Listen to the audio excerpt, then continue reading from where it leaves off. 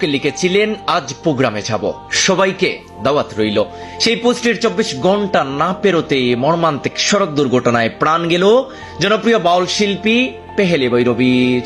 সিলেট থেকে অনুষ্ঠান শেষে বাড়ি ফেরার পথে ভয়াবহ বাস দুর্ঘটনায় প্রাণ হারিয়েছেন জনপ্রিয় বাউল শিল্পী পেহেলি বৈরবী।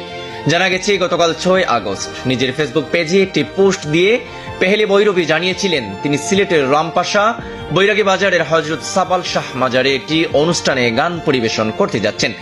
একই পোস্টে আশপাশের সবাইকে অনুষ্ঠানে উপস্থিতি থাকার আমন্ত্রণও জানিয়েছিলেন তিনি। পোস্টে তিনি লিখেছিলেন, আজকে প্রোগ্রামে যাব, নদার রামপাশা বৈরাগী বাজার হযরত সাপাল শাহ মাজারে, আশপাশে যারা আছেন আজকে দাওয়াত রইল। কিন্তু সেই আমন্ত্রণের একদিন পরই এলো হৃদয় বিদারক খবর। স্থানীয় সূত্রে জানা গেছে, সিলেটের সঙ্গীত অনুষ্ঠান শেষে বাড়ি ফেরার পথে আজ শুক্রবার সকালে ওসমানীনগর এলাকায় তাদের বহনকারী বাসটি দুর্ঘটনার কবলে পড়ে। এতে ঘটনাস্থলেই পেহেলি বৈরবীর মৃত্যু হয়েছে বলে জানা গেছে।